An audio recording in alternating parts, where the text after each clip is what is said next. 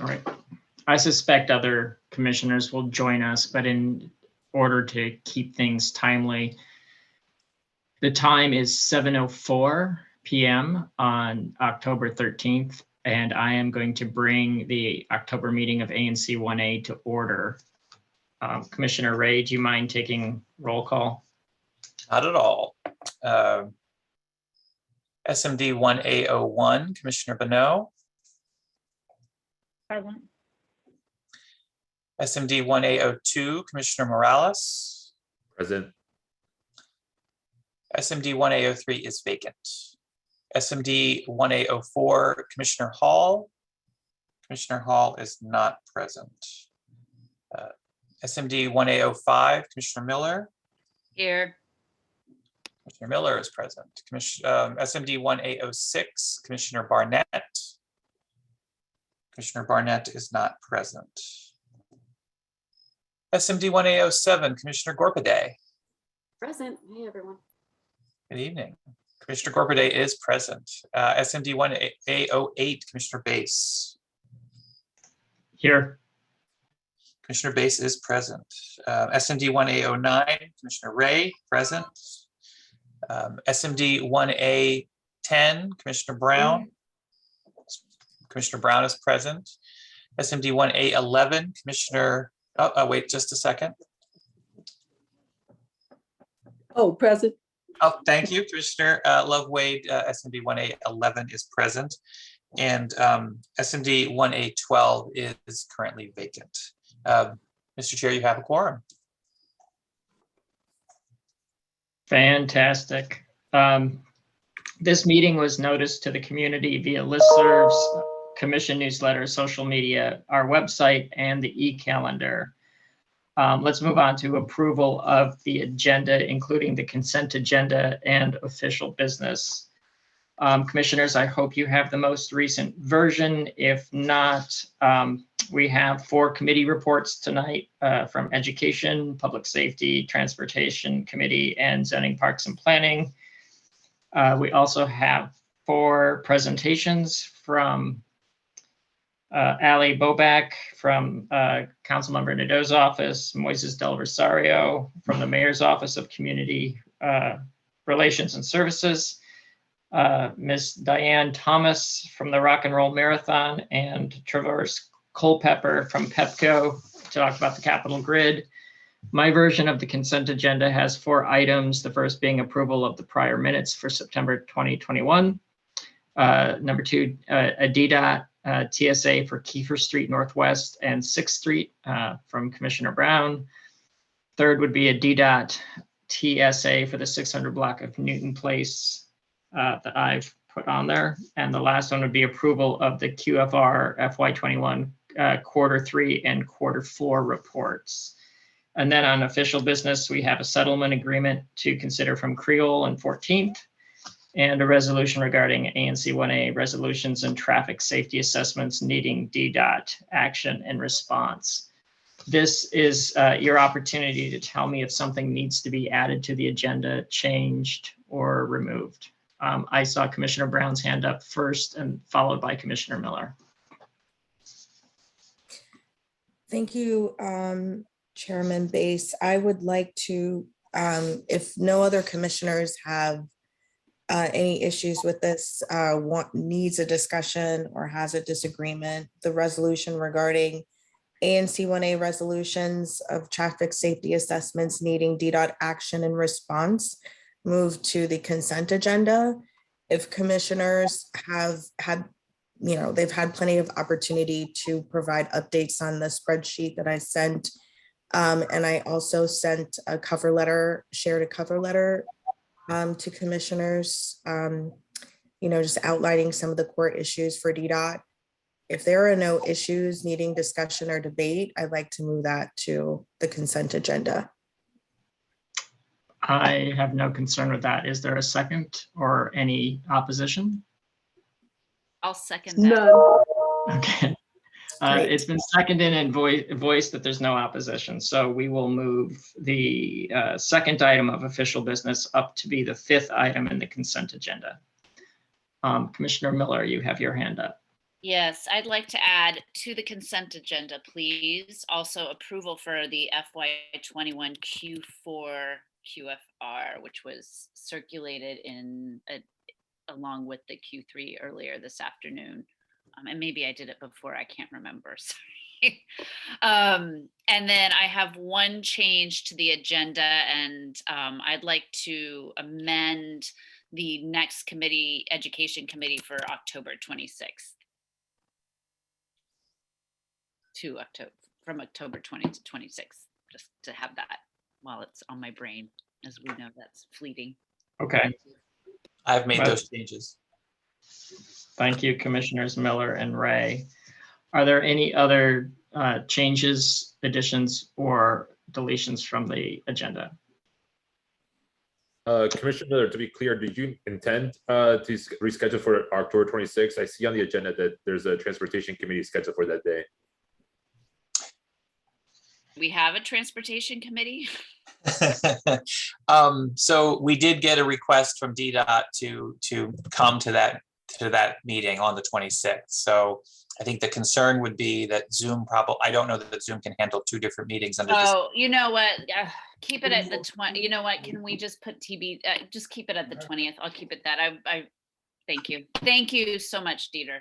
Yes, thank you for noticing, Commissioner. Yes, I didn't even see that. I appreciate it. Okay, thank you. So the Education Committee date does not change. There is the firm edition. My copy already has the Q4 on there, but I know not everyone's does. So with those adjustments, I'm happy to entertain a motion to approve the agenda as modified. So moved.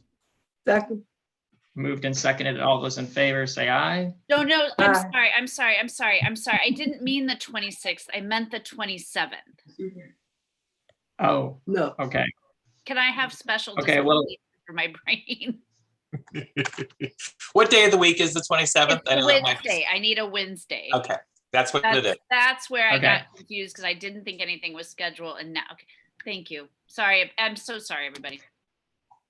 It's okay, but now that we've approved the agenda, let me just, I will move that we make one final adjustment that the Education Committee is on the 27th. And is there a second? Second, Okay, moved and seconded. All those in favor say aye. Aye. Aye. Any opposed? Any abstentions? The agenda is set. I just wanted to make sure that we were keeping Robert's rules happy. We can now move to community announcements.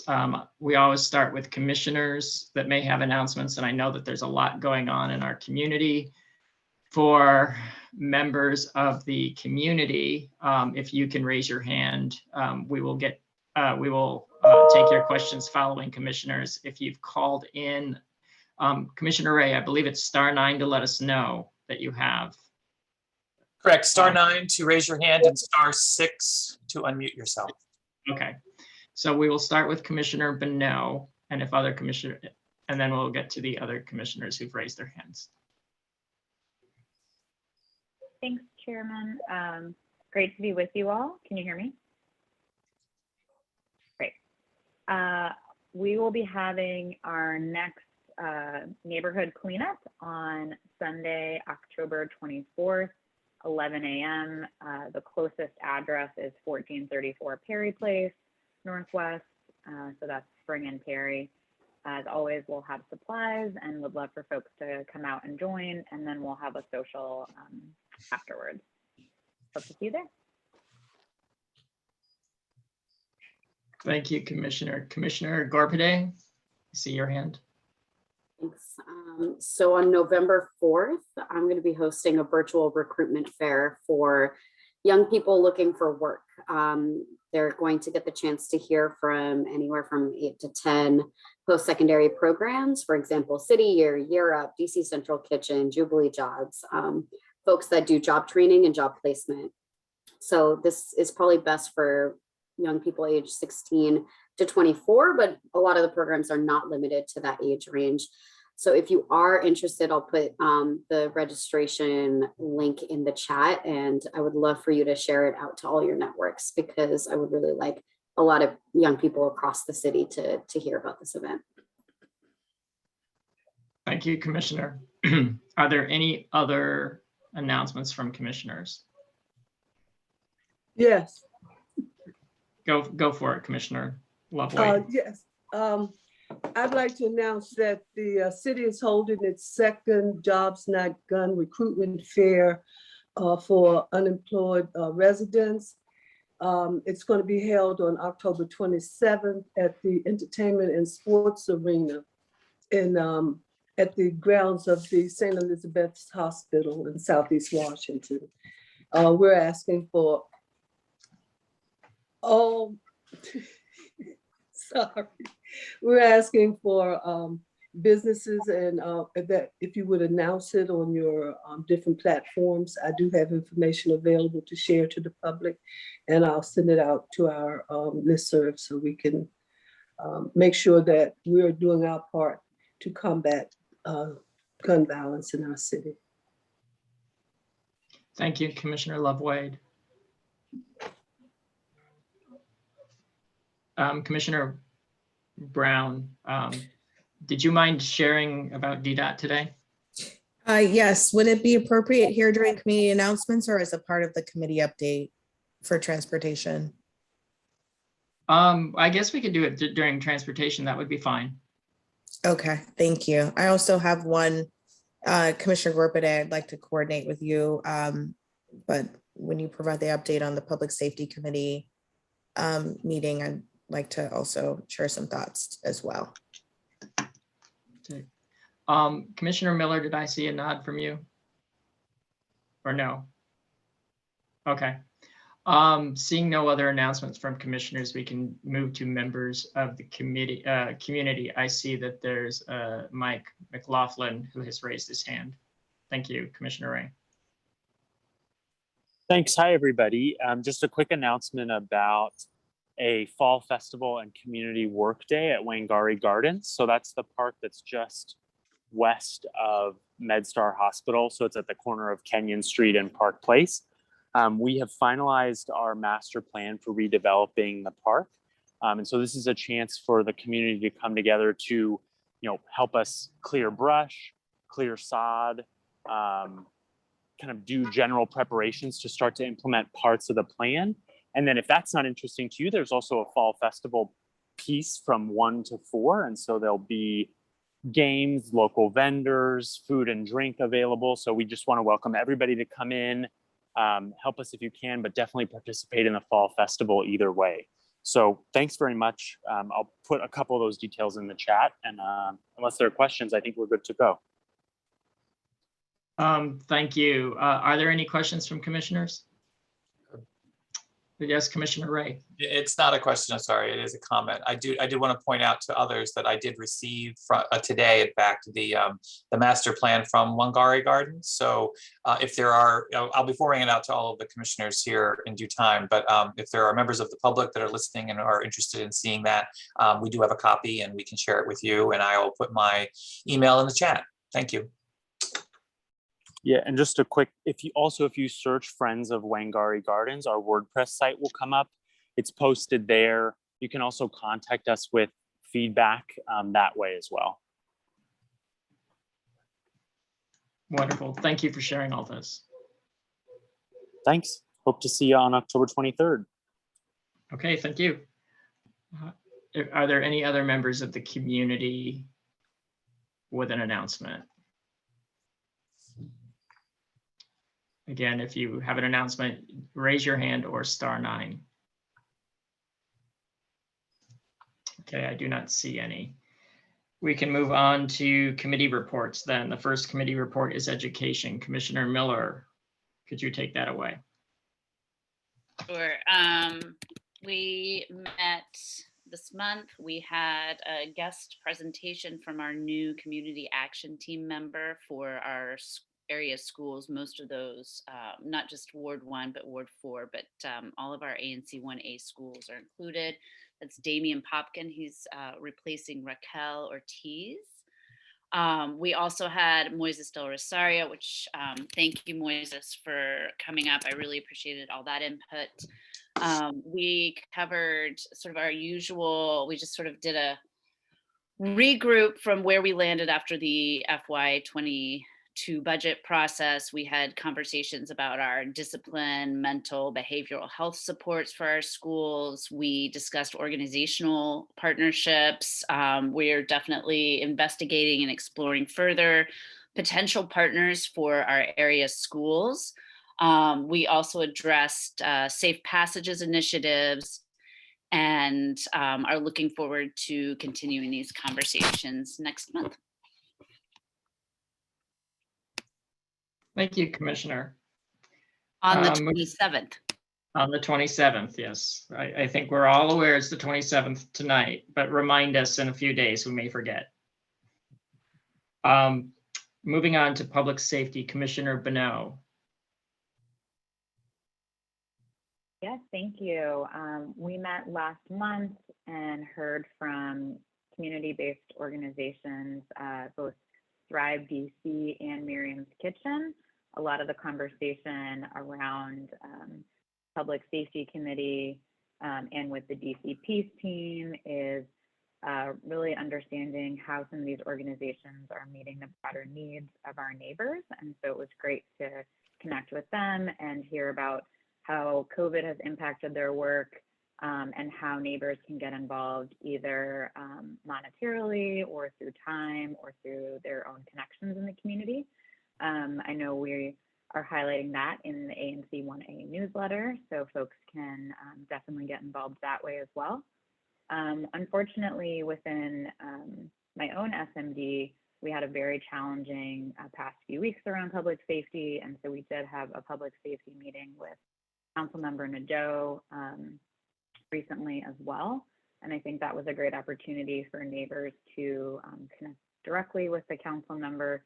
And we're in some ongoing conversations about some specific public safety needs in the more northern area of 1A, but happy to chat about that more with folks as well.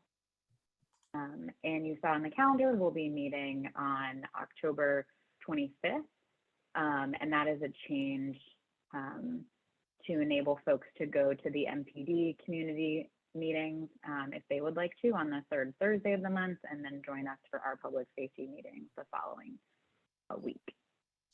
Yeah, would love to see more folks come out or happy to connect one-on-one as well. Thank you. Thank you, Commissioner. Commissioner Brown, I see your hand up. I presume it's in relation to this. Yes, thank you, Commissioner Bonnet, about for organizing the Public Safety Committee meeting and particularly addressing or inviting MPD to talk about some of the criminal activity related to violent crime in Parkview. We recognize that, or MPD shared with us that a lot of the crime that we were seeing related to shootings and hearings of gunshots in the community were related to, were youth related. And I think that was eye-opening, and it would be great to work with your committee and some of the neighborhood organizations like the Community Collaborative that has some research-based crime initiatives, and even the Office of Neighborhood and Public Safety engagement from the mayor's office. And I think the mayor recently shared with us that Columbia Heights and potentially like certain areas of Parkview would be included as a part of that initiative. And I'd like to, just engage the committee to have more conversations and learn more of what, neighbors are hearing from the community, and help tackle and address some of these issues, and hopefully increase access to the youth that, need the most assistance in our, ANC. So maybe we can have an offline conversation, but I just like to engage the committee in ongoing conversations about some of the, youth-related issues that we're seeing in the community. Thank you, Commissioner. And it sounds like a couple of the events our fellow commissioners shared earlier tie in nicely to this broader conversation, and look forward to that conversation. Thank you. Yes, last Friday, the mayor had a press conference up at the metro station at 14th and Irving, where they announced the fall crime prevention kickoff. And I think I stated in our committee of the whole meeting that Columbia Heights, Parkview, and 4 other wards in the city would be getting concentrated attention from MPD, kind of like the all hands on deck situation. So I'd like to also work with you. I'm spread so thin, I don't think I can make your next meeting. But if you give me a call, I'd like to talk to you and share some of my insights on what we're doing in the city to combat this gun violence, because it is impacting every facet of city life. It's all over the city. It's all over the nation, basically. But we are taking strong, positive outreach actions throughout the city to combat this. So I'd be happy to make sure that Parkview was a part of that concentrated attention. Thank you, Commissioner. Thank you for sharing that. I was going to say, I think Moises might touch on the mayor's update as well. I will share that our SMG is pretty disappointed about the MPD sectors that were selected, because it doesn't go as far as our area. And so that's a challenge, but I'm happy that some parts of 1A are included in that announcement, obviously. Thank you. Moving on to transportation. Commissioner Ray, have you taken that on in a somewhat ad hoc fashion? I will admit to an ad hoc, but I am certainly not considering myself the chair, at least in terms of the tech. So DDOT did come back and present some additional plans focused on the Park Place. They're moving forward with the Park Place bike lane project as part of Crosstown. We provided some feedback on that, and then some continued feedback on Kenyon, which I think is going to roll into what Commissioner Brown is going to talk about the walkthrough that we had just a little while ago. But I do understand that DDOT will be coming back to the Transportation Committee in November, so for the November meeting, to talk about the Crosstown project further. So anyone that is interested in the Crosstown project and the bike lanes should attend our November meeting. So, but with that, I would leave it over to Commissioner Brown to talk about the walkthrough. Yes, thank you, Commissioner Ray. I'd like to say that and thank Commissioners Bass and Ray for the coordinated efforts on the Crosstown project as it impacts traffic safety improvements along our single member districts, particularly the Kenyon Street bike lanes and the Park Place designs that we saw at the meeting, Transportation Committee meeting that we had. So we have been getting a lot of vehicular collisions at the intersections of Irving Street and Park Place as cars traverse along Irving Street heading east to the towards the Washington Hospital Centers.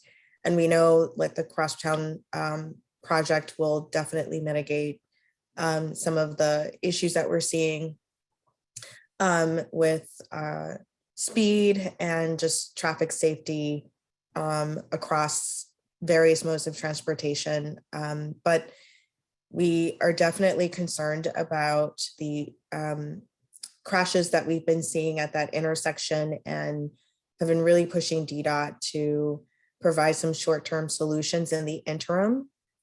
So today, this afternoon, Commissioner Ray joined me and Councilmember Nadeau and Director Everett Lott from the Department of Transportation and members of his team and folks on the Vision Zero team and some concerned community members joined me in a walkthrough of that particular intersection.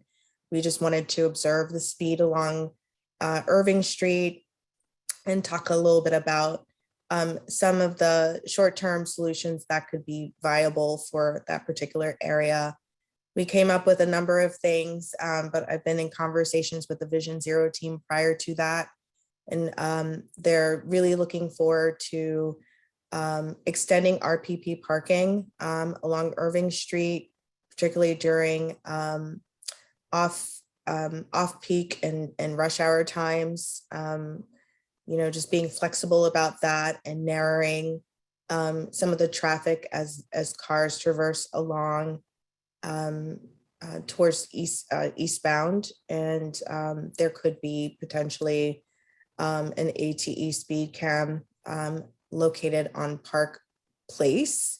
And Commissioner Bass, I know you've had a camera on Rockweed Church in Park Place. I'm not sure if it's still there, but we're just talking about camera placement on Park Place that could help slow down the speed because collisions are happening from Park as cars basically speed through the light and try to beat it at that intersection coming from Irving.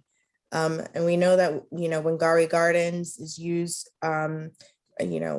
for several pedestrians use it, and we're concerned about that area. So we're just talking about increased signage from Park Place along Wangari and leading up to the Michigan Avenue area and that intersection where Columbia Road starts. It's just a really funky intersection.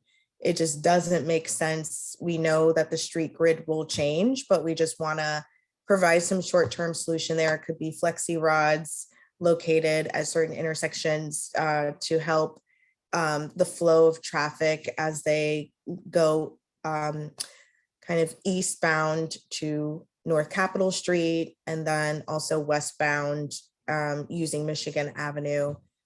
So we just want to address speed coming at all areas of our, because that's the area that brings together Ward 1 and Ward 5.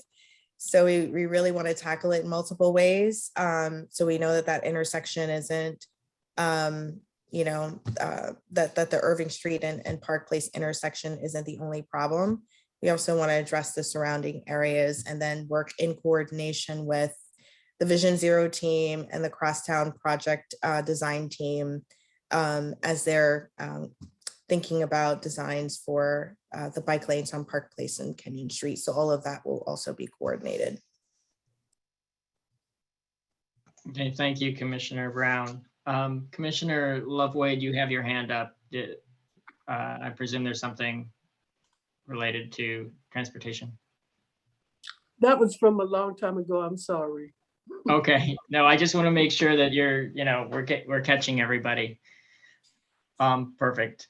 Yeah, and I will just say too that I think we've all identified that the intersection of Park Place and Irving is unacceptably dangerous with a high number of traffic accidents. So I would just like to thank everybody involved to make today's walkthrough happen with the director, because I recall when we were talking to DDOT about the bike lane project, which just to let everybody know, it stops at Kenyon, which is 1 block north.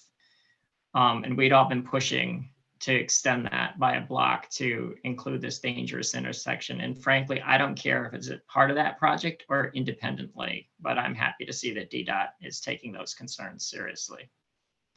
Commissioner Lovewade. Yes, I did have a question. Commissioner Brown, did they make any comment about how coming off of Michigan Avenue onto Kenyon, there's 2 lanes, 2 arrows directing you to go onto Kenyon straight into parking? And what are they going to do about that? Yes, so that was a part of the conversation at the ANC 1A Transportation Committee. We've been really pushing DDOT, and I would say that that's more Irving Street as it transitions to Kenyon Street. And so we've been really pushing to have some kind of traffic calming measure to narrow the traffic and speed to address that bottleneck that happens right at the 400 block of Kenyon. We went back and forth on designs, and I won't even talk about the designs that we really disagree with them on and push back. And thankfully, I don't think it'll happen. But at any rate, I think that we'll be seeing what we'll be seeing and what the designs call for is a turning lane that will happen that will start back towards the hospital centers. So that's kind of where you'll see that Irving Street kind of that fork in the road. You know, it kind of goes towards Columbia Road and Michigan Avenue, Commissioner. So that's probably what you're talking about. No, I'm talking about as you're coming headed west from Michigan Avenue, when you get down past One Garden Gardens, as you get down to the bottom of Park Place, the traffic lane signals, the traffic lane markings are arrows directing you straight ahead onto Kenyon Street. Right. One of those lanes is a parking lane. It does not advise you to merge. We need to merge that lane signal there. And that's what I'm asking about. Right. And I think I know what you're talking about. That lane that is connected to Wangari or abutting Wangari, that lane will be a left-hand lane only, left-hand turn lane only, heading towards Kenyon. That will go on Park Place. Okay. Heading towards Michigan. So that's the calming kind of measure to it, but it will start at that fork right at the hospital centers. So you won't have that bottleneck that happens right at the 400 block of Kenyon. It'll go further back. And then there'll be a lane that continues on to Kenyon that's on the north side of that street, and that'll go straight. So it's seamless. I don't know, does that make sense? Yeah, it's not going to be seamless, but it makes more sense than the way it is now. Yeah.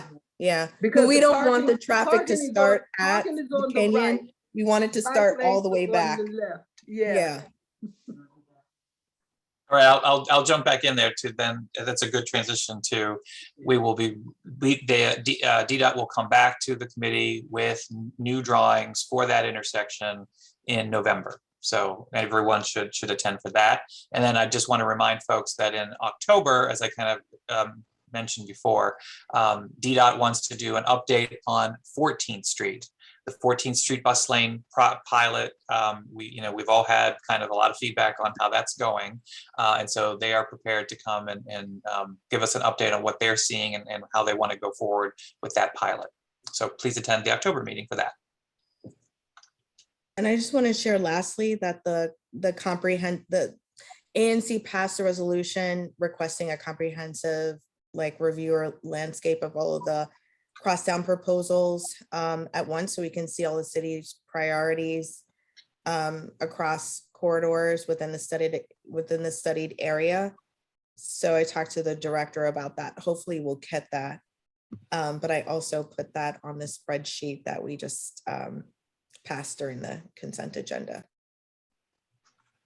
Thank you, Commissioner Brown.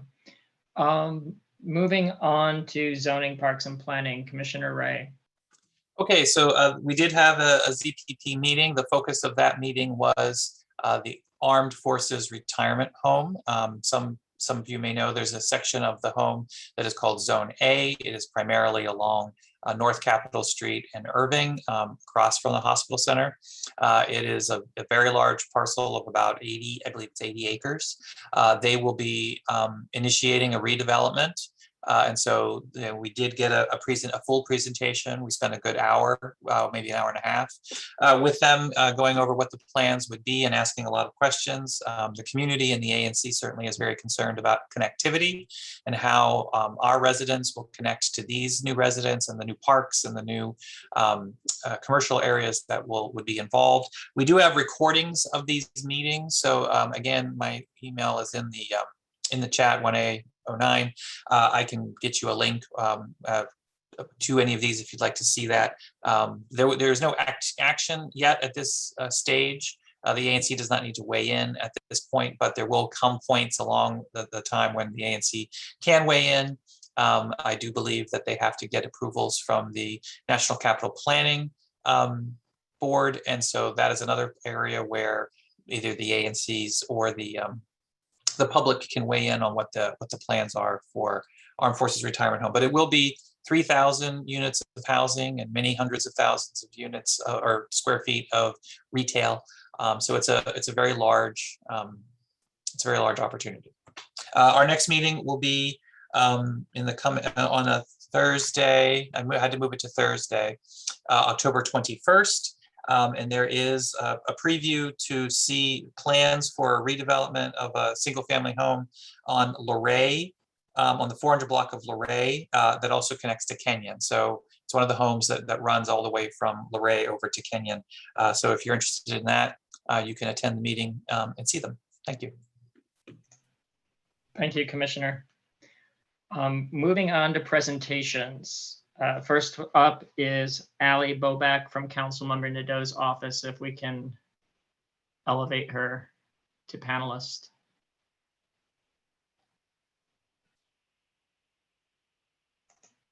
Hey, Ali, welcome. Hi, everyone. How's everybody doing? Doing well.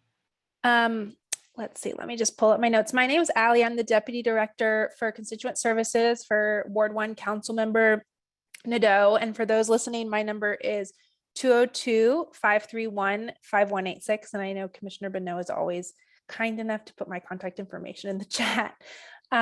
It's been nice to see a lot of you over the past weeks. I know we had the walkthrough today with Commissioner Brown and Ray. We had the meeting with Commissioner Bonneau and neighbors. We've been meeting around Civic Plaza with Commissioner Barnett. So we've been very active in ANC 1A. And I know Commissioner Bass, Councilmember, saw you this weekend at the walkthrough as well. So council is back in session. Wanted to just share a few highlights from the first legislative meeting. And then if you want any more information, you can always email me directly or sign up for a newsletter. So some highlights include the council voted to approve a vaccine mandate for council members, staffs, and interns, and any individual who provides services to the council member's office or in the Wilson building. The council also passed education emergency legislation.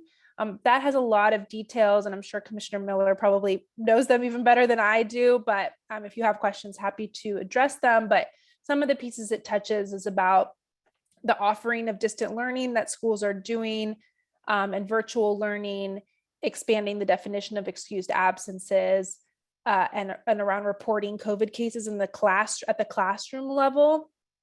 The council also did extend the foreclosure moratorium. So this should give DC time to distribute $50 million in federal funding to aid foreclosure prevention. So that's the thought behind that. The council also passed regarding your neighbors, the sense of the council supporting the establishment of Amigos Park. This is the piece of land that's next to the 7-Eleven on Mount Pleasant Street.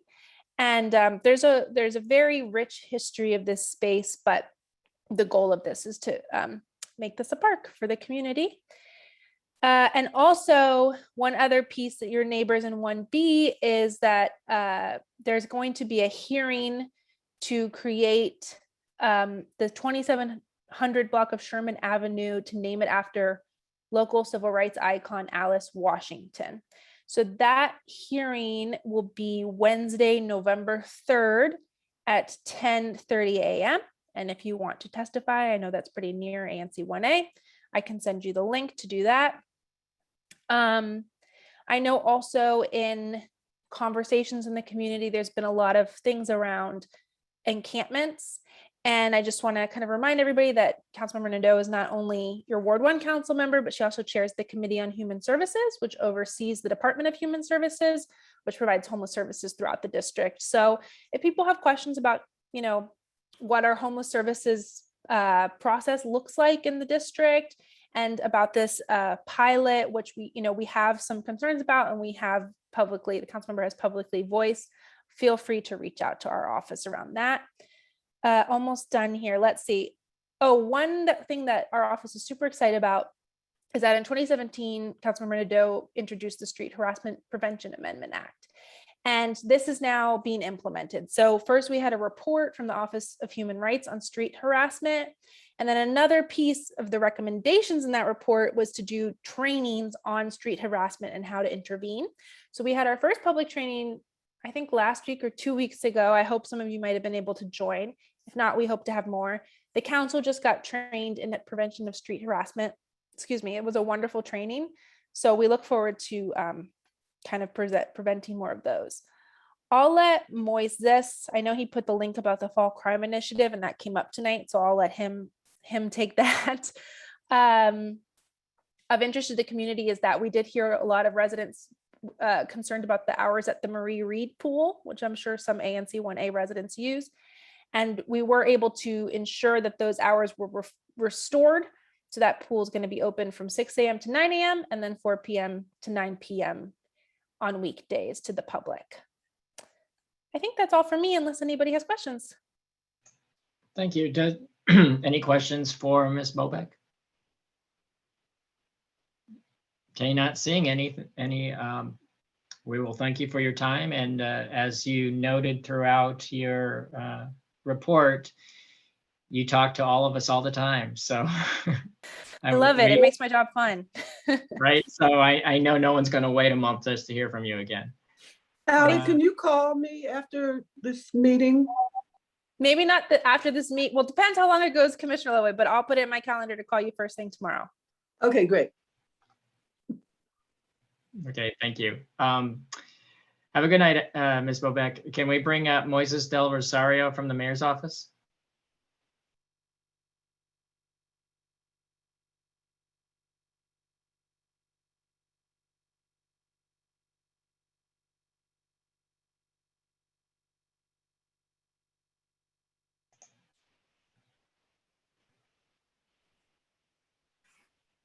Welcome, Moises. Good evening, good evening. There we are. So sorry, I just got this newer DC government laptop and trying to work on it. But good evening, ANC 1A. And thank you, Chairman. It's always a pleasure to join ANC 1A. For those of you who I haven't had the opportunity to meet, my name is Moises de Rosario, and I serve as the Ward 1 liaison for the Mayor's Office of Community Relations and Services, much better known as your MOCRS. And I do have a few updates to provide on behalf of the mayor. Before I get into that, I just want to briefly talk about the Fall Crime Prevention Initiative. So as we all know, it was launched last Friday, and the mayor announced the 5 identified focus areas for the initiative this year, in which Columbia Heights was included. The program will run from October 1st to December 18th and focus all available MPD resources to eliminate violent crimes in these specified areas. MPD will focus on repeat violent offenders through intelligence, tactical operations, gun recovery, technology, and patrol enforcement. And Commissioner Bonneau, I would have to confirm with our MPD partners, but I do believe that the initiative is operated by the 3rd District. And since 1A01 is serviced by 4D, that may be the reason why, we didn't see the connection in the program. However, with that being said, I agree with you. Based on the number of critical incidences that MOCRS have responded to, specifically on Perry and Parkwood Place, I'll make sure to share this recommendation and to see if there's any way that 1A01 can be included. And if not, if there's anything that our 4D partners can do to participate. All right, and the first update that I have, as Ally and Commissioner Brown mentioned, We were able to have a canvassing walk today with Councilwoman Nadeau's office and Director Lott from DDOT. As we know, Mayor Bowser and DDOT announced the immediate acceleration of safety improvement projects to better protect pedestrians, as well as new reforms that will streamline and speed up the completion of safety projects. And under these newly announced reforms, there's three things. DDOT will be able to accelerate roadway and intersection improvements that will enhance pedestrian safety. This includes the installation of speed bumps, stop signs, and right to turn hardening measures. Starting now and continuing annually, DDOT will target 100 intersections that are within the district's high crash or high injury corridors, similar to the 2021 Summer Safety Program. And that progress will be published on a dashboard on DDOT's website. And the third part of that is DDOT is also streamlining the community engagement process to allow agencies to move faster in addressing traffic safety issues across the district. I have had the opportunity to speak with many of the commissioners and will continue to relay the ANC's recommendations and high priority cases to leadership and to our DDOT partners. So if there is something that's still upcoming, I know that Commissioner Brown has circulated the spreadsheet. If there's any area that you guys want to flag to us to let DDOT know, this is the time. So please send me an email, let me know the location, and we'll make sure to have them out. The next update that I have is actually never missing a chance to remind our neighbors about their opportunity to get vaccinated. As of October 4th, 70.6% of DC residents are either partially or fully vaccinated, and almost 90% of our DC residents who are 65 and older have been vaccinated. So as always, if you want a list of our walk-in vaccination sites or additional information about COVID or the district's response, please visit vaccinate.dc.gov. And very lastly, I promise, I just want to extend an invitation. So please join us tomorrow as we celebrate the ribbon cutting of the new Tortigales and Partners headquarters at the former Grimkey School.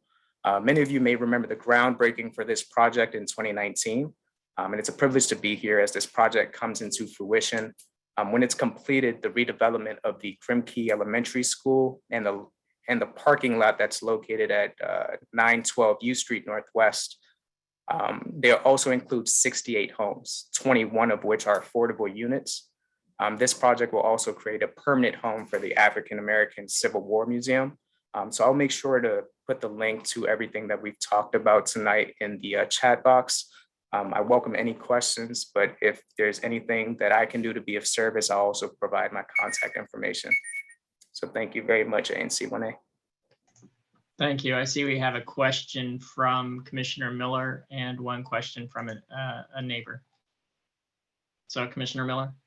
Great, and I'll keep this short. I just had a quick question as you've been discussing the fall initiative, and I should have asked you this in our conversation previously.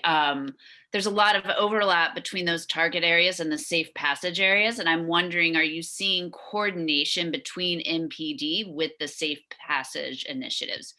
And I would also just throw on that, we've got another safety initiative with the safety blocks.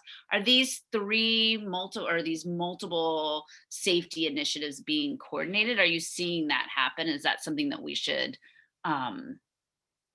look into further? Yes, I think you're talking about one, safe passage and two, building blocks. Well, right, specifically safe passage and the fall crime initiative, because there are overlapping areas, and specifically with Columbia Heights, we have those shared areas. I haven't had anything come up as a flag, to put it that way.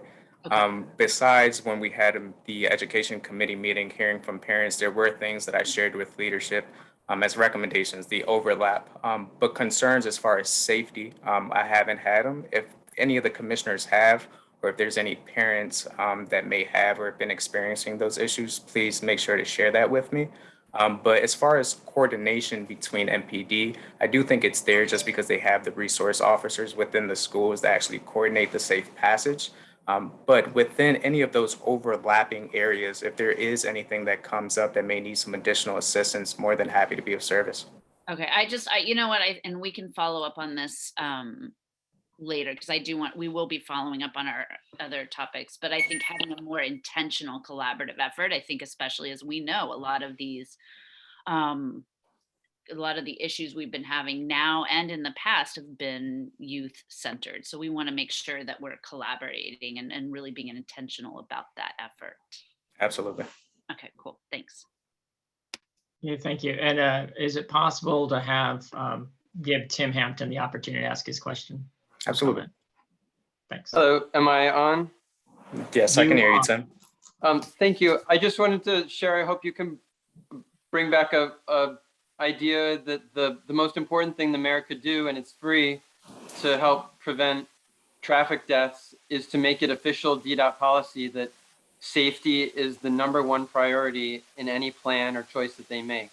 It's not right now, and it's free. The second thing is that we're desperate for more planners. They said they're cutting out community input process for a lot to help things move forward, but really there's barely any planners doing any of the projects, and we need like 20 or 40 more planners. Thank you very much. So thank you so much, Tim. And I actually will relay this to our DDOT team and to leadership. One of the things as far as the planners, that is something that we've heard. It's something at least here in Ward 1 that I've heard on multiple occasions on the transportation committee meetings. So there are a few things that we recommended to leadership, but thank you very much for your input, and I'll make sure to relay. Thank you. Okay, thank you. I know much like with Ally, I know that many of us will talk to you before the next month's meeting. So thank you for being out there and always picking up the phone or answering when someone reaches out. It's very helpful. You know, it's not just your job, it's appreciated. Let me put it that way. And I appreciate every single person that's on, the panel as a commissioner, and also the community members that show up every month. Anything that we can do to be of service. Thank you. Moving on, we have Diane Thomas from the Rock and Roll Marathon. Can we bring her up?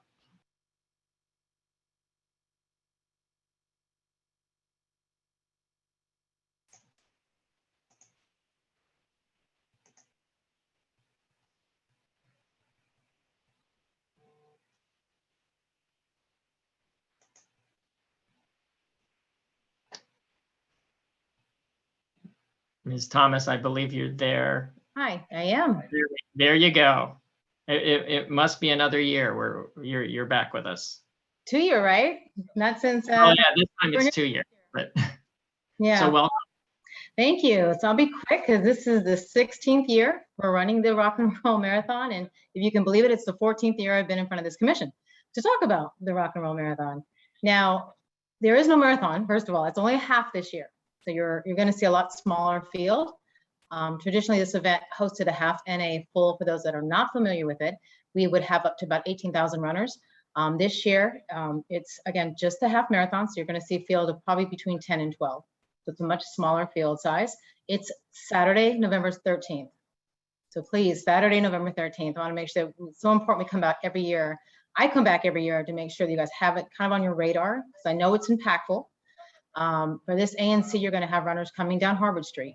You're going to enter your ANC at 16th and Harvard, and they're going to exit at Harvard and Sherman, and continue down eastbound Harvard until the reservoir, and then continue down through Bloomingdale, and then finishing the race at RFK.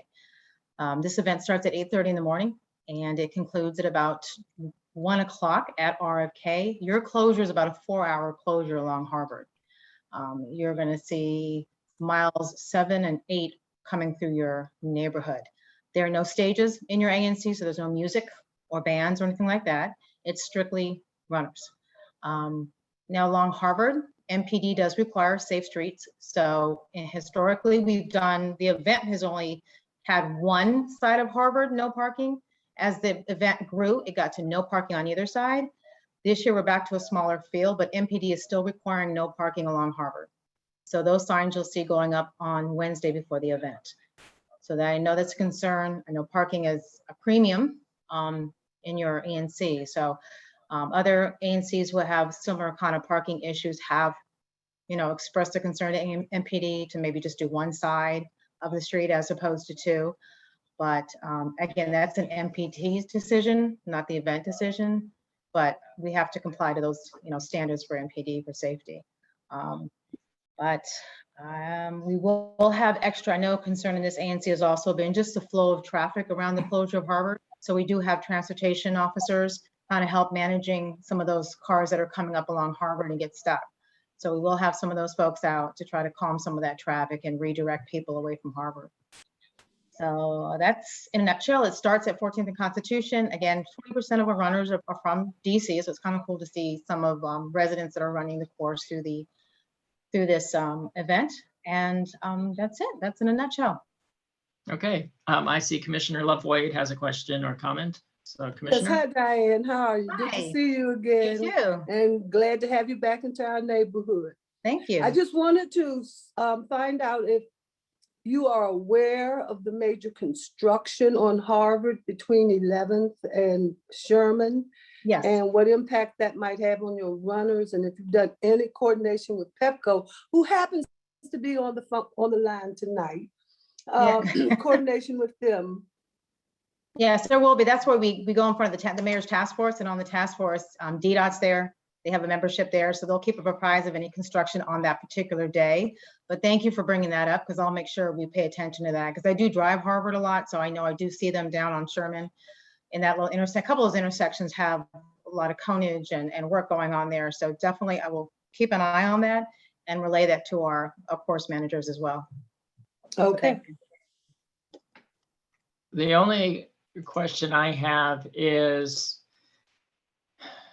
with Harvard being impacted with parking, I know you're going to put post the signs up a week in advance. Is there going to be any effort to maybe put flyers indoors or anything along? Yes, the routes? thank you. Yes, so you'll see course signs. We do those every year. The 22 by 22 coroplast signs you'll see up on every intersection. They'll go up the Saturday before the event. So we have about 7 days. You'll see those. They come down the day after, so they won't be lingering around like some of our campaign signs tend to stay up for a while, but those will come down right away. And then we're also doing mailing for residents along the course. So instead of doing a door-to-door, we just didn't want all that touch point. So we're going to be doing a mailing this year and early. So you'll probably get that. We're going to send those out the last week of October. I know our mail's a little slow in DC, so we want to make sure that gets to you guys before the event. So yes, to get a mailing as well. Perfect. That's absolutely perfect. Let's see, is there another question? Nope. Commissioner Love-Wade, you still have your hand up. I got it.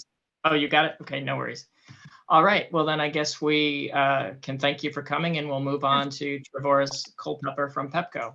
And also before they go on, I will provide my cell number because I'll be in the command bus. And if you guys have any problems with any of your constituents with the event, please call me, text me, and I will take care of that right away.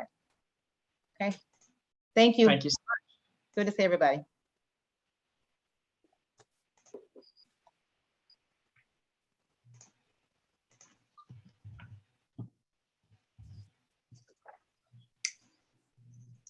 All right. Trevoris, you're with us this month. Good to see you. Oh, I'm so sorry. Sorry about the technical difficulties. Thank you so very much. Good to see you too, Ken, and thank you to the ANC for allowing us to come before you today. What we're going to talk about is just provide an update on the capital grid project taking place in the area. And that's largely with the construction of the Harvard Substation, and then also the transmission construction along Georgia Avenue. As many of you all know, the construction for the Harvard Substation started in last year in 2020, and we are in a different phase of that construction, and we'll have Mr. Vadu from Clark Construction to talk about that upcoming construction that's currently taking place. So I'm going to just share my screen here really quickly. I'm sorry.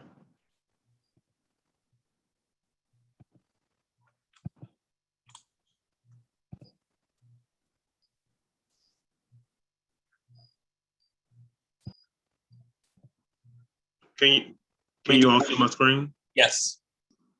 Okay, so let's see here.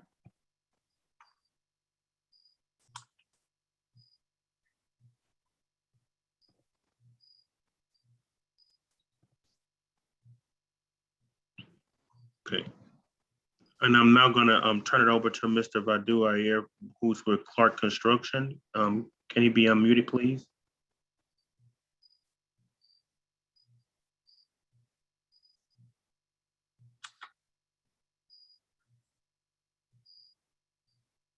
All right. Can you all hear me? We can. Oh, good. I do not know, for some reason, when I join into the Zoom call, I do not see the mute, unmute, and the, start and stop video icons at the bottom of the screen like I do with every Zoom call. And my apologies, because I've been going in and out and back and out just to see where my settings are, and I've just never been able to figure it out. But I think luckily with this presentation, I Try saw the my mute. top of your I'm screen. sorry? Try the top of your screen.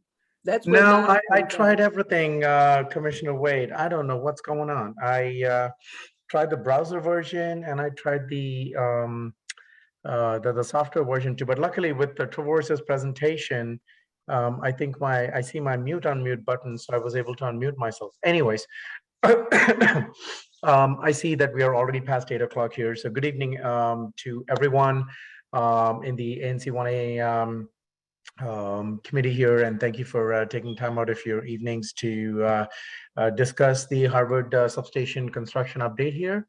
As Traverse indicated, my name is Vaidu Iyer, and I will be more than happy to put in my contact details in the chat session for you all to contact me with any questions. For you all who have walked around the Harvard job site, you must have certainly seen my phone number being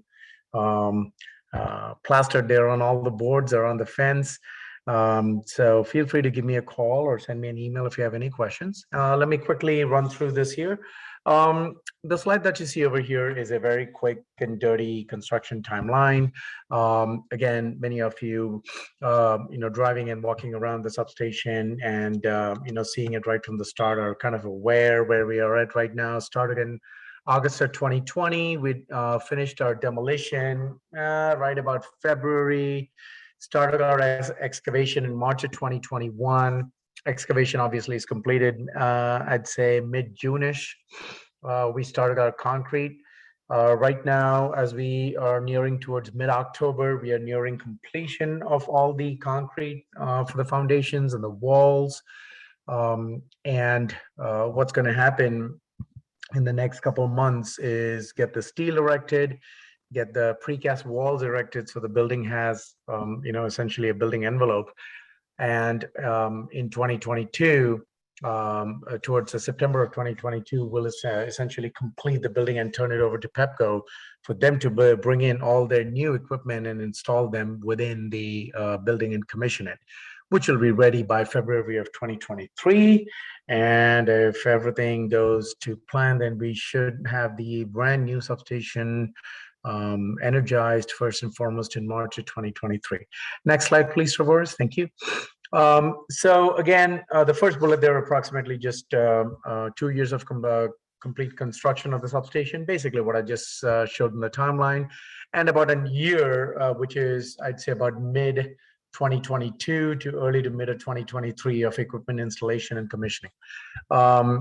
Our typical construction hours, again, you guys walk by the site, you guys see it, it's at 7 a.m. We start at 7 a.m. We typically end by 5:30. There have been cases where we have worked till 7. If there is a concrete pour, we get stopped by rain. Concrete is a living thing. You got to finish it once you start it. So we are sometimes forced to stay till 7, although most days we avoid it. We also work occasional Saturdays. So it has not been every Saturday, but occasional Saturdays. As you all know, this summer we've had a lot of rain events, which has essentially sort of stopped our work for the day, and essentially we have to compensate for those weather days. Material and equipment deliveries are between 9:30 and 3:30. Whenever we have any new subcontractor that mobilizes into the job site as part of their onboarding to this particular site, we let them know that the materials are to be delivered only in that particular time frame. We have a separate traffic control plan for that particular time frame, which actually at the present moment is not active because we slightly switched the traffic plan for accommodating some test pits.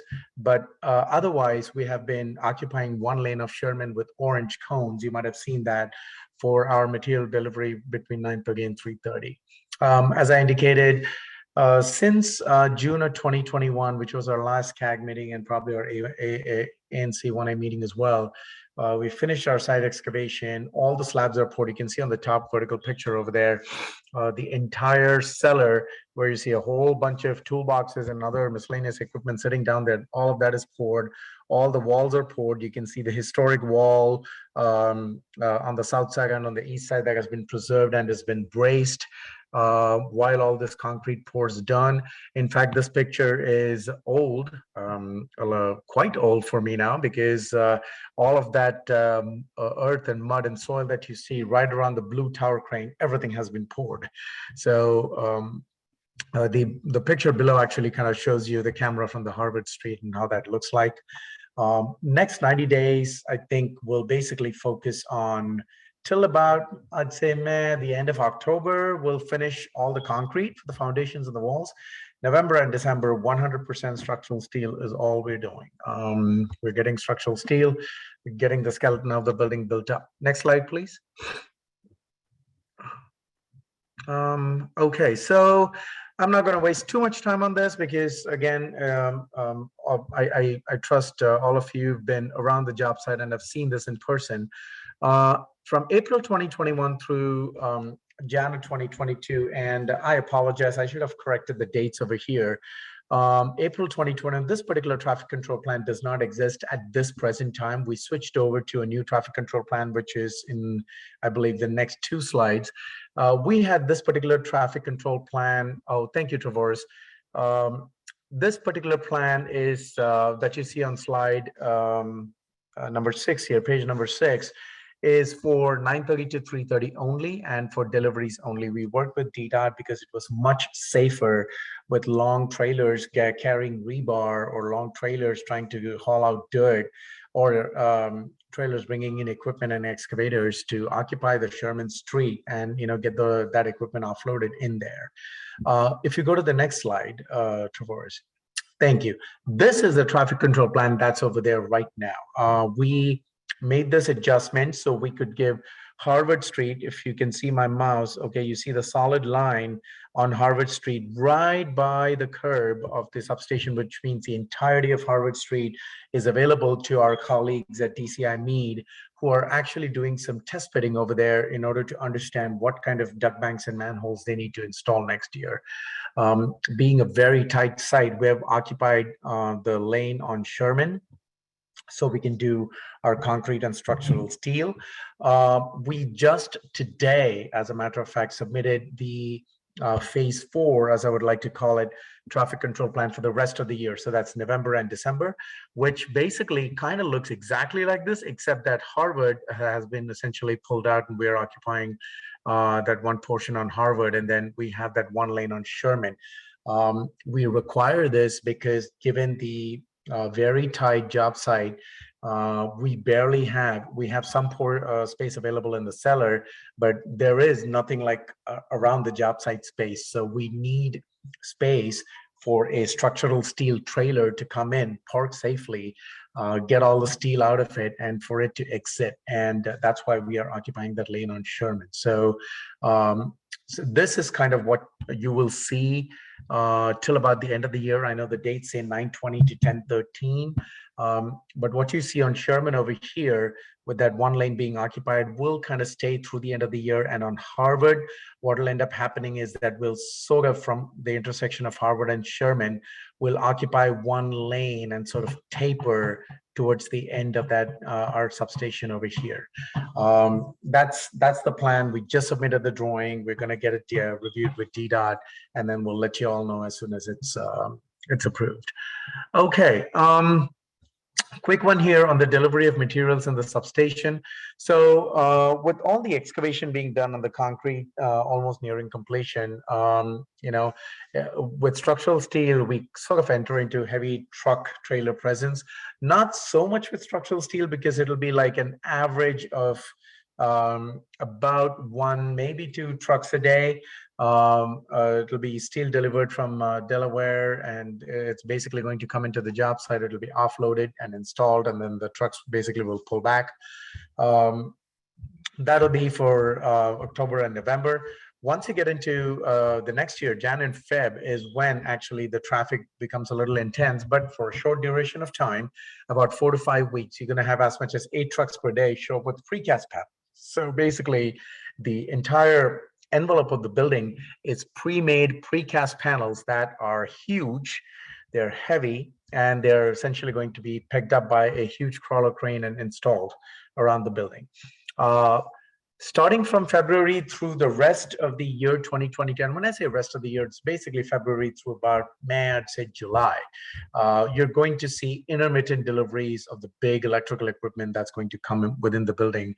Obviously, for oversized equipment, needless to say, the respective companies will take their independent traffic control plans. If the equipment is really huge and has a huge trailer, they sometimes do a nighttime permit, so it comes in the night and then offloads it, so that way the rush hour traffic and the daytime traffic is not impacted. Okay, so that's an overall, shall I say, preview of the traffic that you're going to see as far as equipment coming into the job site. Hey, thanks, Travers. The last slide here from me. Okay. And this is one of the things that Travers too has been working hard on with DDOT and Commissioner Wade. I'm sure Travers has spoken on numerous occasions to you on it. So all these slides so far that we covered essentially covered the construction within the Harvard substation, deliveries into the Harvard substation. This is a slide is dedicated to the construction that is outside Harvard substation on Harvard Street between Sherman and 11. Okay, specifically the Harvard Street between Sherman and 11, directly to the south of the Harvard substation. So basically, we demolished an old substation, right? We're building a new substation, and the substation needs to get power. And if we are to get power, it's going to need power cables. And all the cables, which is basically the high voltage cable, 230,000 volts, these are essentially being laid underground via duct bank and manholes. Okay, manhole, as the term suggests, and I trust all of you know, is where we can essentially get these cables to arrange, to splice and terminate. And duct banks are basically the conduits that are going to carry them into the substation. All of that construction needs to happen on Harvard between Sherman and 11th. This is a huge undertaking as far as the scope of work, simply because these manholes, given the size of the cables, as I said, 230,000 volts, these are huge manholes. And given the size of the Harvard Street, the equipment that's required for excavation, not to mention the size of the manhole itself, requires us that we look at the safety of the work personnel, we look at the safety of the pedestrians, the adjacent community, and also the Harvard substation work within the substation that's happening, all into consideration. We have been working very closely with DDOT, as I indicated before. Travers also has been in parallel working with DDOT and also with Commissioner Wade. There have been, just last week, we had DDOT, a call with DDOT. We also showed some members of the DDOT and some field inspectors what the scope of work is. Couple of options that are being right now considered on the table for review from DDOT. Number one is basically, in order to ensure safety of the personnel of the and of the adjacent community, we are basically planning on shutting down Harvard Street. Okay. Now, shutting down Harvard Street, obviously, the durations can be varied. One of the options that is being looked at is daytime work, obviously, which is like either 6 or 8 hours of work, which, if you think about it, you're essentially digging it, then you're putting your steel plates, you're taking everything out, you're coming back again. That's going to take a lot of time. The other option that is being also reviewed is daytime and nighttime work, Monday through Friday.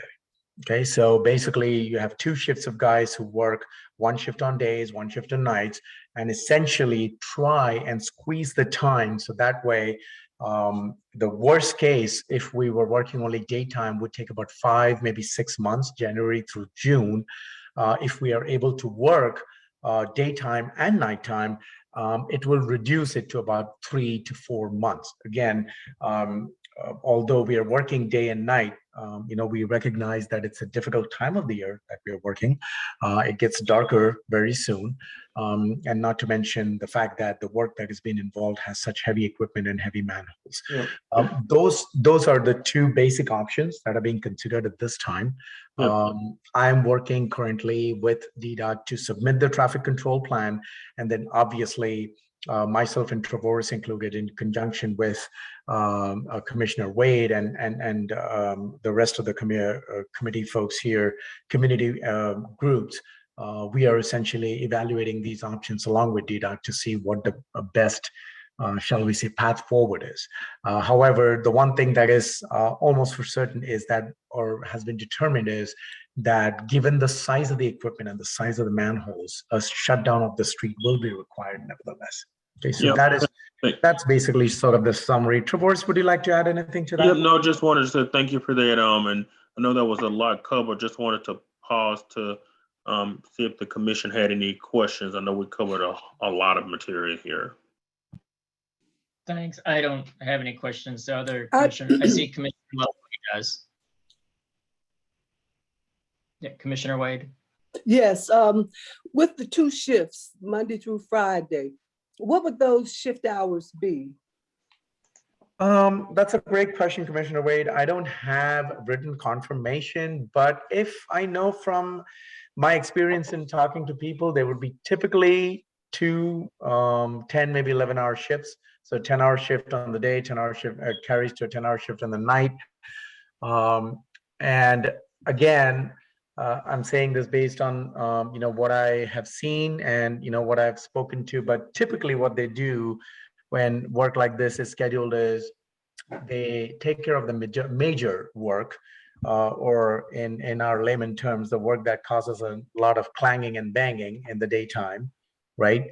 And then during the nighttime, essentially, they take work that is essentially like either backfilling or light work, if you will, to complement or prep for the next day's work. That's sort of typically what I've seen.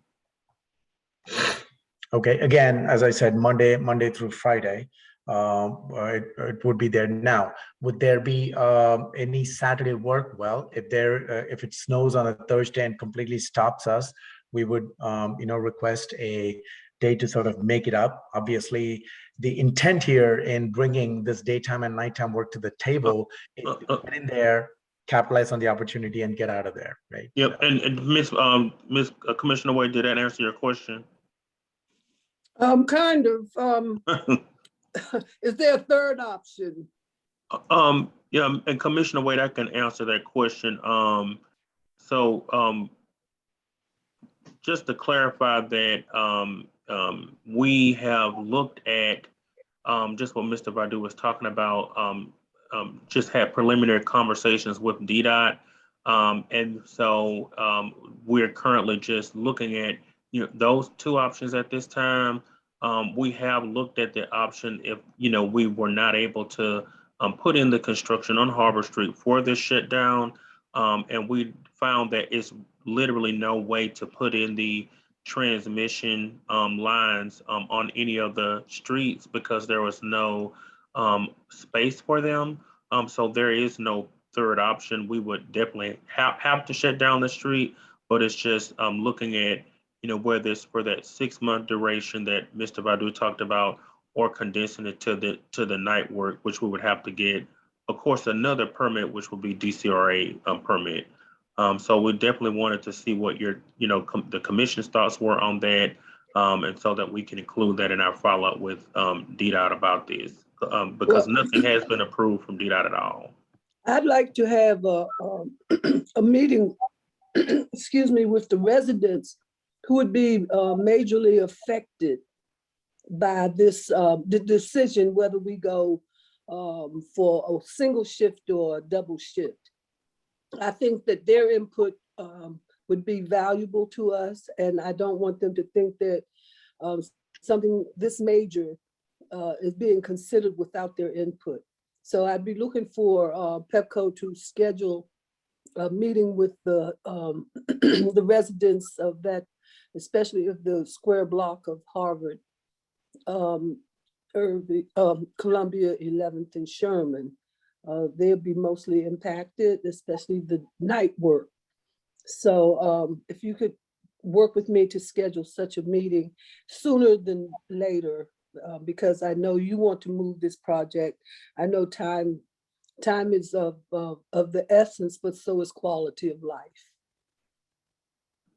You know, absolutely, and we can definitely make sure to work with you on that. And I can follow up with you about that.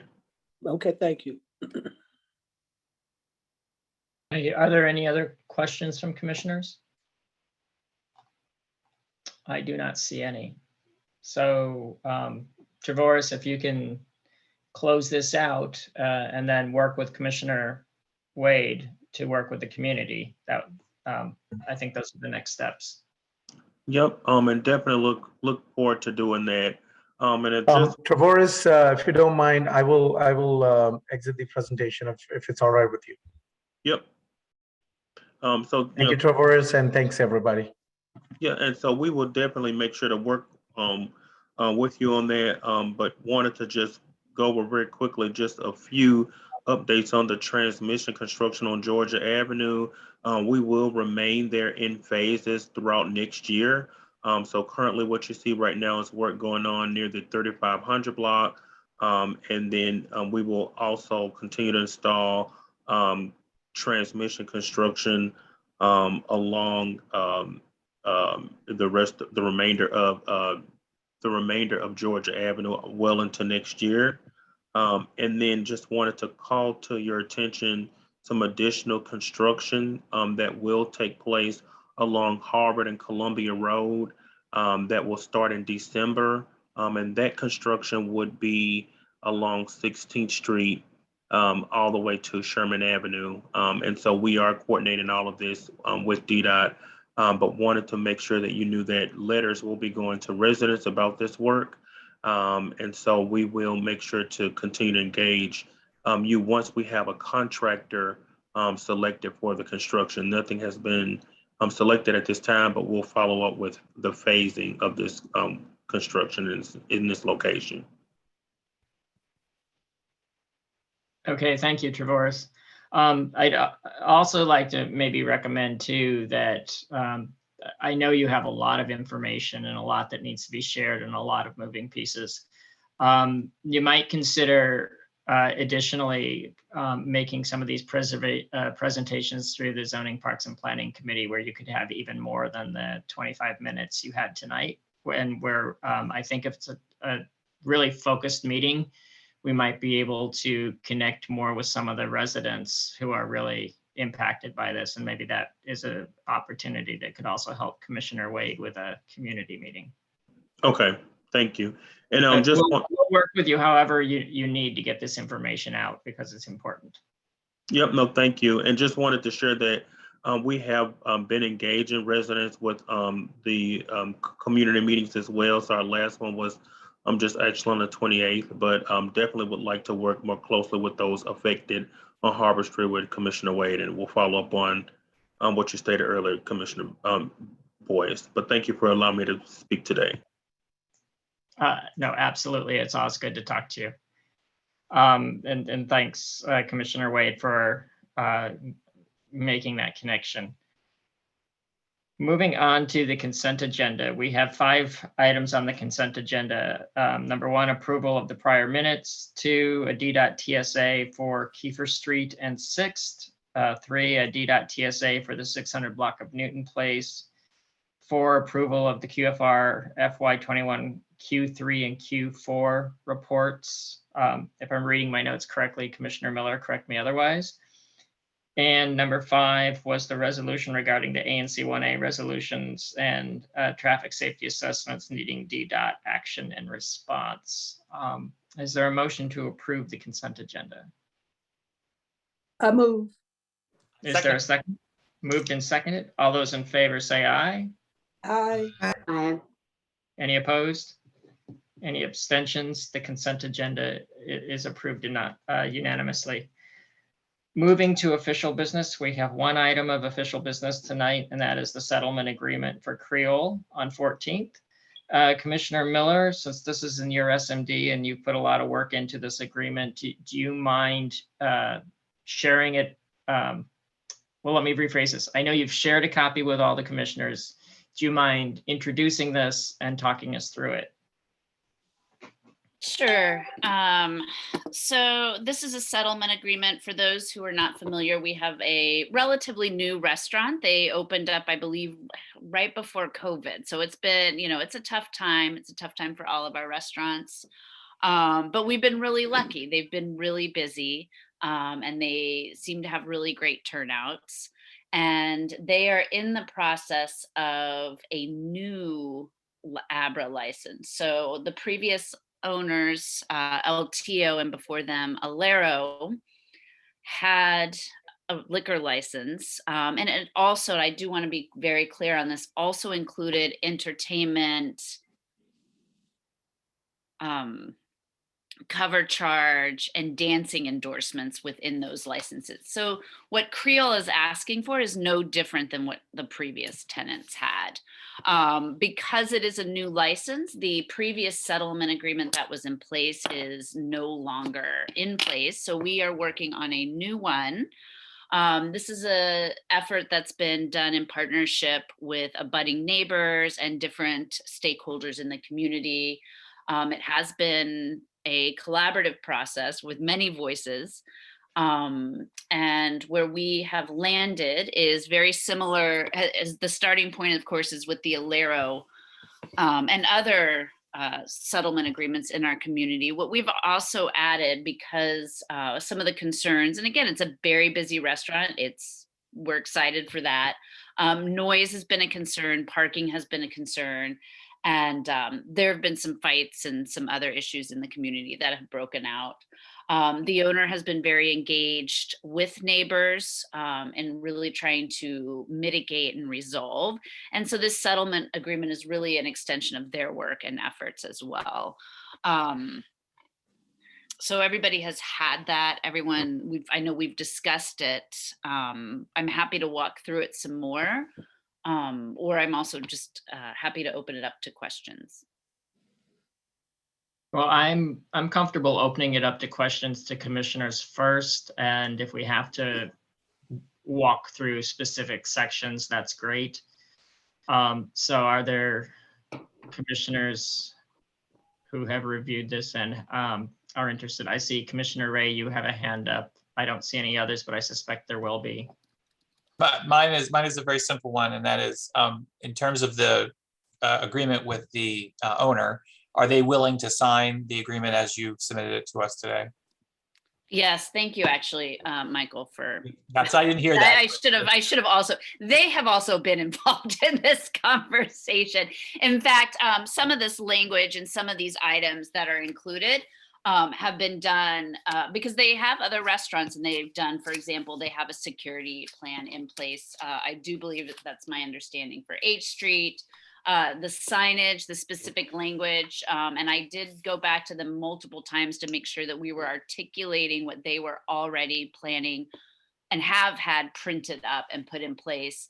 I do want to note that we did have a signage request for Alero, and the language in that signage was the same. So this is just more specific to what Creole has and is planning to also put in place. And one additional thing I do really want to point out, and this is not something that was in a previous settlement agreement, and it's not something I've seen in our other settlement agreements, but really asking the restaurant to ensure that we have a constant communication and point of contact. I want to say, for me, I think for our community, we'd much rather deal with the restaurant to make sure that we are resolving any issues rather than going through ABRA and having to deal with enforcement. And the restaurant has been, as you might imagine, very supportive of that effort too.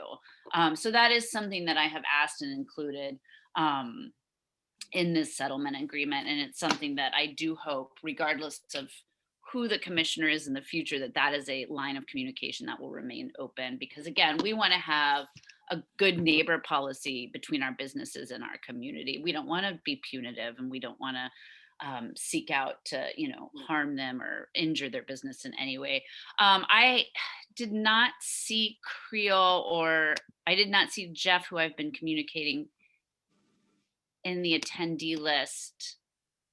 I know he had sent me an email, and I had called back and left a message. So I don't know if he had an emergency.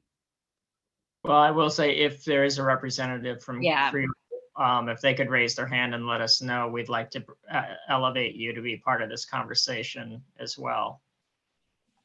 But while we're waiting on that, I see Commissioner Wade has her hand raised. Yes, I just had a few little minor things, but the major one had to do with the prohibition of criminal activities. I would like to see that language stricken, because private citizens and business owners have no way to prohibit other citizens from doing anything. So you're putting us into a position of something that's not enforceable, and that the owner himself would not be enforceable. So, but your plan of action beneath it, which tells them what they should do, is fine. It's just the language of prohibit, which we can't do. And I do want to I appreciate you mentioning that. And that makes sense to me. I think similar to our loitering, which I also removed, makes a lot of sense. But I will say that that's kind of a standard across our settlement agreements. In fact, it was in the previous Alero settlement agreement. I've seen it in many of our others. So I think sort of to that point, as we're sort of looking forward, I'd love to keep that reminder and that observation, because I think that's, that's something that we've, I think, sort of just by habit have left in. But it's not fair to a business now, and I'm very clear on this. No, and to I require them to do something that's it's impossible to do. So if it's impossible for them to prohibit anything. No, and that's my inside point. their business, yes, but we're talking about For sure. outside the business. No, and I agree. And I'm going to go ahead and cross out. But I just wanted to flag that as we're all sort of looking at these settlement agreements, because it is in several of our others across our businesses. So I think your point is really good, and I appreciate it. But I want us to maybe, much like the loitering, maybe think about that for all of us. So Well, might I make a recommendation? I can pull it up, but is it something where the word prohibit can be changed to discourage? I mean, if that changes there's a double, I don't have that particular thing. I just have my comments to Chris on it. I'm working from a phone and a laptop, and I'm not that creative. I mean, an iPhone, so I'm not that creative. But it's a kind of double redundant. Yeah, I would agree. Okay. I actually agree. It's been well articulated elsewhere that we do have a security plan that they're putting in place, which will encourage. And also there are other measures in place. So I would agree. I don't think it needs to, I don't even know that I need to adjust the languages for that, or the language. No, in looking at it, it seems to me that if it's section H, you could just change it to applicant shall make every effort to prevent criminal, and just cross out prohibit and. Right. That was my concern. Yeah, and I apologize we didn't touch base, but I did get to talk to Keith today, which was lovely. Fresh. No, I agree. And Commissioner Love-Wade, I am gonna just make sure that I've gotten that, and I'll send that copy to you tomorrow as well before we. But because I'm not exactly. He hadn't signed it yet, so I didn't think it was too late. No, and the other comments are really minor. It should be a not instead of that was left out. It almost gives them permission to do something. I don't remember where that was. Okay. And the other one was redundant, and you can leave in redundancy. I don't care about that. Okay. Yeah, let me make that change in the settlement agreement. And I can coordinate with you if for those edits that you caught, because I do appreciate that. Thank you. And thank you, Dom, for your help on getting this looking cleaned up and formatted. I appreciate it. Looks Okay. much better than the original. Well, it was a draft. That's why I put draft all over it. And as many times as I've had to change it, I think you can imagine why I waited until the end. Okay, I see Commissioner Barnett has raised his hand. Yeah, I just have a question about one of the provisions that seems very difficult to coordinate. Section 3, provision D, where they are essentially promising that on the days Gala Theater has events. Yeah. How is that? Has Gala Theater agreed to share their calendar at all times with them so they can do that coordination? I'm just wondering how that's intended to work. Yeah, that's a good, so this has been a really challenging situation. Gala Theater has a protest in place currently against it. And you're talking about E? D, section 3D, but I think there's several things in this section. Oh, I don't have that in mine. Okay. That's not. It states applicant agrees that entertainment will not be offered prior to 11 p.m. on days that the Gala Hispanic Theater is staging an evening performance. No, my D is much shorter, as you can see. My D is actually have an old- applicant agrees that no live. Well, Commissioner Miller, I know you had. Miller, that's the section you told me to add, and that's where I thought. Oh, no. I'm so sorry about that. That was confusing. I apologize. I had mentioned that because it was brought up by Gala that they wanted it added in. Sorry, I apologize. Not to add it in. Got it. Because it seems very difficult to coordinate, and given that might not make sense in an agreement of this nature. But yeah, just a question. No, and I'm really glad because I did not. Yeah, sorry. I apologize for the miscommunication on that, Dom. That's no, that was something I was flagging for everybody to know that Gala had requested that to be put in, but the version that I sent you last, I believe, does not have it in. Got it. Thank you. Yeah. And that was sort of Could the you last. could you read D to us as So it that should way be? D, let me read how it is in this section. Number 3, subpoint D. Applicant agrees that no live, recorded, or amplified music will be permitted on the Sidewalk Cafe. Right. Period. Oh, okay. Period. The only mention of Gala is in subsection E of that same, of number 3. And that's really, I think, an overarching just non-disturbance clause where when it's audible that it needs to be remediated to both Gala and also to any other businesses. But, I believe that, something about these settlement agreements is they don't supersede the leases that the tenants have in place. So what's not covered in this settlement agreement in relation to tenants and the disturbance and their piece, that's all covered in the lease. And so that's really, Gala and the other tenants and the building owner, they have their own protections for that, presumably. Yeah, it's been pointed out. It looks like the Creole representative may be with us now. If this is correct, is it Jeff Miskiri? Yes. Thank you. If we can elevate him, that would be great. Hi guys, can you hear me? How's it going? Hi, Jeff. Hi, sorry about that. I had a late staff meeting. I'm here now present. First and foremost, I'd like to thank you all for taking the time out and, being able to understand it. And, like I said, it's a tough industry and, tough times and stuff has changed, but we want to make sure that we're a big part of the community and the neighborhood. So this is very important. Very much appreciated. Yes. And we're glad you're busy. That's a good thing. Yes, Now, yes, yes. I think a good place for us to start, now that you're here, is Commissioner Miller, I think, has done a good job of sharing the draft with us and going over areas of concern. One of our questions was to make sure that this draft has also been shared with you, and that this is something that you were in agreement to, or just allow you to speak to it. And that was, Jeff, that was to you. I'm sorry, my service is kind of bad. Can you guys hear me? We can right now. Hello?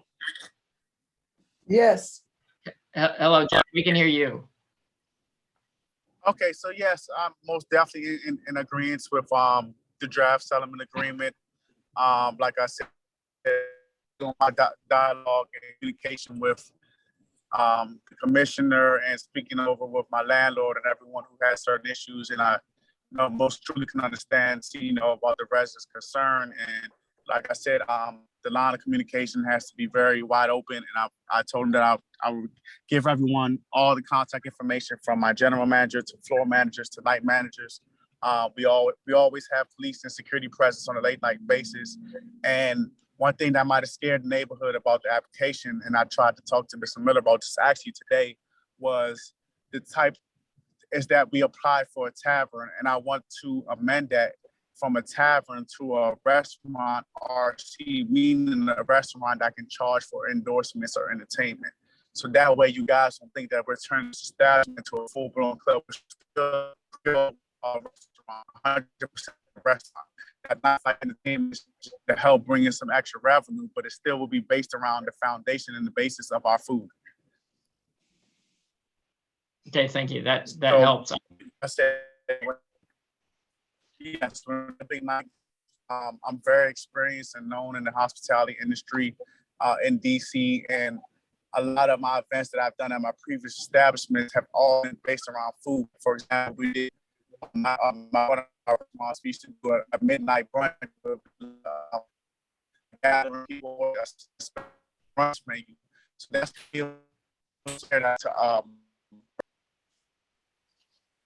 I think we just lost Jeff. Yeah.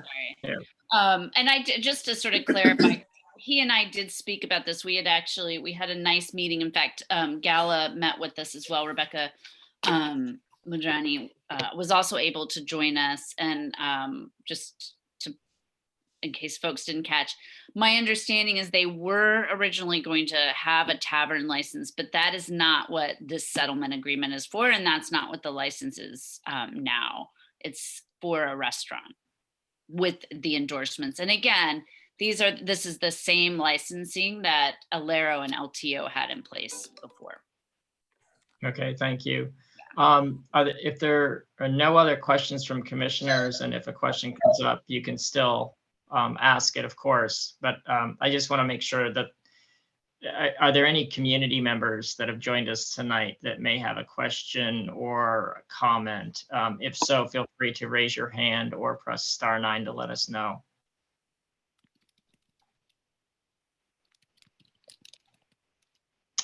I am not seeing any.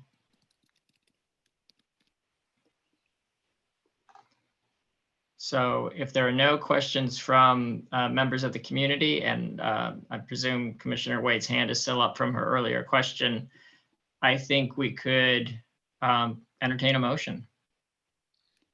Great. So I move that we accept the settlement agreement with Commissioner Love Wade's recommendations regarding the removal of that section that she recommended. Sorry, I don't have it right in front of me. Great. Great. Second. Moved in second. All those in favor, say aye. Aye. Aye. Any opposed? Any abstentions? The ayes have it unanimously. Thank you all. That brings us to the end of our agenda. So if there's a motion to close the meeting. So moved. So you're always fast on that, Commissioner Wade. Is there a second? Second. Moved in second. All those in favor say aye. Aye. Aye. Any opposed? Any abstentions? Hearing none, this meeting closes at 8:47 p.m. Thank you all. Great. Everyone. Good night. All right, bye, everyone.